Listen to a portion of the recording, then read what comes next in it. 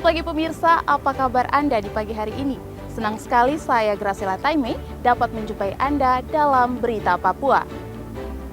Sejumlah berita menarik dan teraktual telah berhasil dirangkum tim redaksi kami. Berikut 3 berita utamanya hari ini.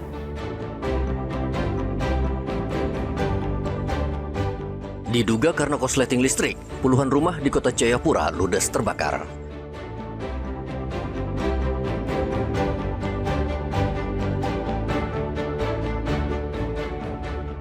Kabupaten Yalimo belum aman, ratusan warga pendatang mengungsi ke Kabupaten Jayawijaya.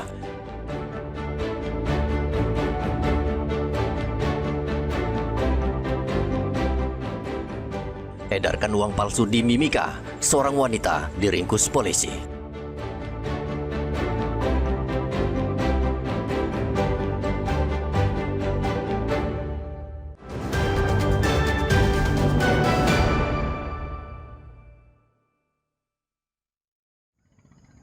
Diduga akibat korsleting listrik, puluhan rumah hangus terbakar di Kelurahan Mandala, Kota Jayapura pada hari Kamis.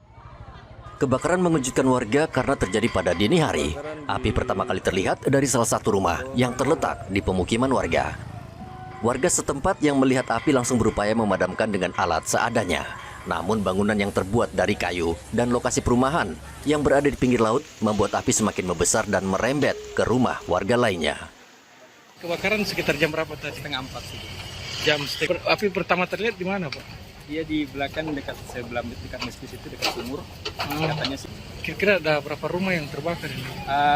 Tadi kita mendata ada kurang lebih 44 kakak dengan jumlah 169 korban. Tapi tidak ada korban jiwa. Tidak ada korban jiwa.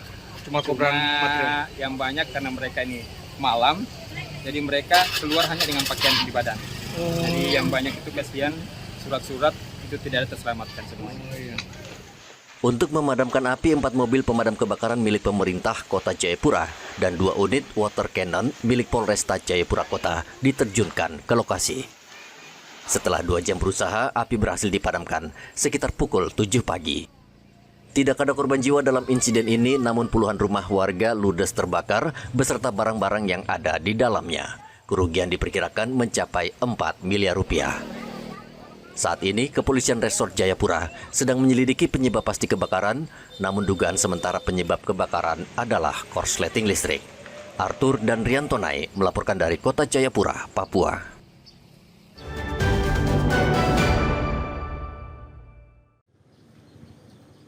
Kepolisian daerah Papua mengerahkan 100 lebih personel BRIMOB untuk membantu Polres Yalimo mengamankan situasi pasca kericuhan di Kabupaten Yalimo, Provinsi Papua Pegunungan. Ratusan BRIMOB berangkat menggunakan pesawat dari Jayapura ke Kabupaten Yalimo. Menurut Kabid Humas Polda Papua Kombes Cahyo Soekarnito, tambahan pasukan BRIMOB ini untuk mencegah agar kerusuhan tidak meluas. Selain itu, pasukan juga akan membantu proses evakuasi ratusan warga pendatang serta mengamankan jalur transportasi dan penyaluran logistik ke masyarakat. Polda Papua menghimbau kepada seluruh warga lapisan masyarakat untuk menjaga menahan diri, tidak terprovokasi, baik menyebarkan postingan terkait dengan video peristiwa dan sebagainya. Mari kita sama-sama meredam potensi konflik yang ada, dan kita adalah satu keluarga besar yang harus kita jaga persatuan kedamaian di tanah Papua ini. Ratusan warga pendatang saat ini memilih keluar dari Kabupaten Yalimo karena situasi yang belum aman. Warga mengungsi ke Mapolres Yalimo dan kabupaten terdekat, yaitu Kabupaten Jayawijaya. Hingga Kamis sore masih ada satu warga yang belum kembali ke rumahnya bernama Daeng Mapa. Polisi dan tentara masih mencarinya. Diduga saat kerusuhan, Daeng Mapa panik dan bersembunyi di hutan. Kericuhan di Kabupaten Yalimo terjadi pada hari Selasa yang dipicu perselisihan antar pelajar di SMA Negeri 1 Elelim. Akibat kerusuhan, puluhan bangunan termasuk asrama polisi terbakar, belasan kendaraan bermotor rusak, dan 23 orang luka-luka, termasuk anggota Polri dan TNI. Situasi di Kabupaten Yalimo masih mencekam dan tidak ada aktivitas warga. Polisi dan tentara juga masih berjaga di sejumlah ruas jalan utama mengantisipasi adanya aksi anarkistis. Hendra dan Riantonai melaporkan dari Yalimo, Papua Pegunungan.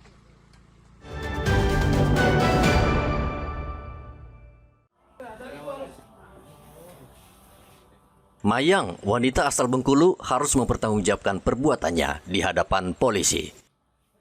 Wanita itu ditangkap polisi pada 31 Agustus lalu karena mengedarkan uang palsu. Mayang ditangkap bersama barang bukti sejumlah uang palsu pecahan Rp100.000. Kapolres Mimika AKBP Bilianda Hildario Budiman mengatakan uang palsu ditemukan di sebuah kafe dan langsung ditelusuri oleh polisi. Amankan ada 69 lembar uang pecahan 100 ribuan, kemudian saya ulangi dengan rincian 7 lembar uang pecahan Rp100.000 disita dari saksi ZM, kemudian 15 lembar uang pecahan Rp100.000 disita dari saksi ARSB, kemudian 47 lembar uang pecahan Rp100.000 disita dari pelaku AMS atau alias Mayang atau alias Carla. Untuk pasal yang disangkakan yaitu pasal 36 ayat 3 junto pasal 26 ayat 3 Undang-Undang Nomor 7 Tahun 2011 tentang mata uang dengan ancaman hukuman pidana penjara paling lama 15 tahun penjara dan denda paling banyak Rp50 miliar. Pelaku sudah ditetapkan sebagai tersangka dan dijerat dengan pasal pemalsuan dengan ancaman hukuman penjara 15 tahun. Di hari yang sama, polisi juga merilis kasus pembunuhan seorang wanita pada 17 Agustus lalu. Pelaku diringkus polisi di Kabupaten Asmat pada hari Selasa. Kaspar Pato ditangkap polisi karena terlibat kasus pencurian dan pembunuhan terhadap seorang wanita di Jalan Yosudarso, Gang Koteka. Dalam keadaan mabuk, pelaku masuk ke rumah korban dan mengambil ponsel korban. Korban yang melawan akhirnya dianiaya hingga tewas. Pelaku lalu melarikan diri selama 1 bulan. Di Jalan Koteka belakang kantor agama, tersangka melihat rumah yang terbuat dari kayu papan sehingga tersangka beranggapan rumah tersebut gampang atau mudah dimasuki. Kemudian tersangka ini mengelilingi rumah korban untuk mencari jalan masuk. Kemudian melihat jendela terbuat dari papan dan hanya dikunci menggunakan paku. Kemudian tersangka menarik paksa jendela tersebut hingga terlepas lalu memasuki kamar korban secara perlahan memegang barang di tangan kanan. Saat tersangka berada di dalam kamar, tersangka melihat korban ini tertidur, kemudian tersangka mengambil 1 unit handphone merek Realme Note 60. Polisi juga menyita barang bukti berupa 1 sepeda motor, daun jendela yang dirusak, 1 ponsel, dan pakaian korban. Pelaku dijerat dengan pasal berlapis dan terancam hukuman penjara 20 tahun.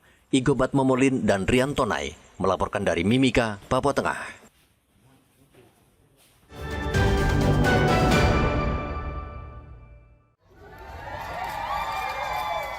Wakil Presiden Gibran Rakabuming Raka pada hari Kamis melihat langsung pelaksanaan cek kesehatan gratis di Puskesmas Harapan, Distrik Sentani Timur, Kabupaten Jayapura. Wakil Presiden menyempatkan diri berdialog dan melihat langsung seluruh poli di puskesmas ini. Wapres memastikan program cek kesehatan gratis berjalan maksimal. Besar harapan kami kehadiran beliau di Kabupaten Jayapura bisa berdampak positif bagi kemajuan secara khusus di bidang kesehatan maupun pendidikan. Tentu kita tahu bahwa saat ini pemerintah pusat sedang berupaya untuk menekan angka kesehatan, tetapi juga mempromosikan terkait pendidikan yang ada di Kabupaten Jayapura. Oleh karenanya, saya berharap dengan kehadiran beliau dapat memompa semangat para guru dalam hal pendidikan, tetapi juga para medis dalam hal pelayanan kesehatan. Setelah dari Puskesmas, Wakil Presiden Gibran Rakabuming Raka meninjau sejumlah fasilitas sekolah rakyat menengah atas Jayapura di Kamkei, Kota Jayapura. Selain memeriksa sejumlah fasilitas asrama, Wapres juga mengamati aktivitas belajar mengajar pada salah satu ruang kelas. Bertemu dengan siswa-siswi, tapi juga dengan kepala sekolah, guru-guru, dan juga melihat ekosistem sekolah rakyat yang sifatnya transit sementara 1 tahun di balai ini. Kita berharap ya dengan kedatangan beliau ini menjadi motivasi bagi sekolah rakyat secara khusus guru-guru kepala sekolah, guru-guru, dan siswa-siswi, sehingga ini menjadi bagian penting dalam rangka mengevaluasi pelaksanaan sekolah rakyat yang sudah berjalan di tahap 1. Kebetulan kita di sini adalah sekolah rakyat yang masuk dalam tahap 1A. Pemerintah kota berharap dengan kedatangan Wapres ini sebagai langkah konkret dari pemerintah pusat untuk melihat langsung kondisi situasi program strategis nasional kaitan dengan pembangunan dan pelaksanaan program nasional berupa sekolah rakyat. Nah, ini kita sangat apresiasi karena ini sekolah kita sekarang sudah mulai beroperasi dan sudah berjalan, dilaksanakan oleh Balai Sosial di Diklat di sini sebanyak 50 siswa khusus di Kota Jayapura, tambah dengan 50 juga dari seluruh Yapen. Dari sekolah, Wapres menyempatkan diri ke pasar tradisional Yotefa, Abepura. Wakil Presiden Gibran Rakabuming Raka berdialog dengan pedagang selama 30 menit. Wali Kota Jayapura Abi Sairolo mengatakan telah menyampaikan aspirasi pembangunan pasar Yotefa ke Wapres. Dan dalam kunjungan beliau turun dan menyapa semua pedagang. Kita cukup lama lah di pasar Yotefa. Dan saya sudah sebagai wali kota sudah menyerahkan proposal pengusulan pembangunan pasar Yotefa, pasar modern, supaya akan dibangun yang lebih representatif dan nampung seluruh pedagang yang ada di pasar Yotefa dan pasar Kotono. Jumlahnya saya sudah sampaikan bahwa mungkin bisa dibangun sampai dengan 300 dengan nilai yang tadi sudah kita ada dalam proposal juga. Mudah-mudahan Pak Wakil Presiden dapat membantu untuk kita pasar Yotefa. Akhir kunjungannya ke Papua, Wakil Presiden Gibran Rakabuming Raka meninjau Rumah Sakit Umum Pusat Jayapura yang baru saja selesai dibangun di daerah Trikora, Kota Jayapura. Kunjungan ini dilakukan untuk memastikan pelayanan kesehatan bagi masyarakat berjalan optimal, sekaligus meninjau fasilitas rumah sakit rujukan utama di tanah Papua. Direktur Jenderal Kesehatan Lanjutan Kementerian Kesehatan, Dr. Ashar Jaya, mengatakan dengan adanya RSUP Jayapura, pasien tidak perlu lagi dirujuk ke Makassar atau Surabaya. Dan beliau sangat puas dan melihat sendiri bahwa rumah sakit ini sudah beroperasi, bahkan sudah melayani pasien. Dan nanti akan disampaikan oleh beliau ke Bapak Presiden untuk segera meresmikan rumah sakit ini dan menjadi kebanggaan rakyat Papua semuanya. Ada tanggapan khusus dari Wapres? Beliau bilang, menyatakan bahwa dengan adanya rumah sakit ini, maka masyarakat Papua sebagian besar kasusnya tidak perlu lagi dirujuk ke Makassar, tidak perlu lagi dirujuk ke Surabaya. Semuanya akan selesai di rumah sakit ini. Sementara itu, Direktur RSUP Jayapura Petronella Risamasu memastikan layanan sudah berjalan meski belum diresmikan. Hingga kini tercatat 450 pasien rawat jalan, 12 pasien rawat inap, dan 2 operasi sudah dilakukan di rumah sakit tersebut.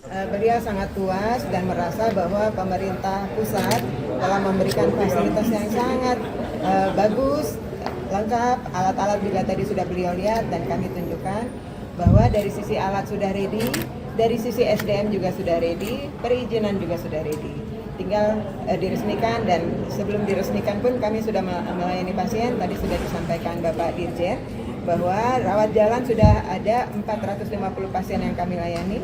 Rawat inap sudah 12 pasien, sudah ada kasus operasi 2 juga di sini, dan dari IGD juga sudah kami layani pasien. Intinya kami siap untuk melayani masyarakat Papua.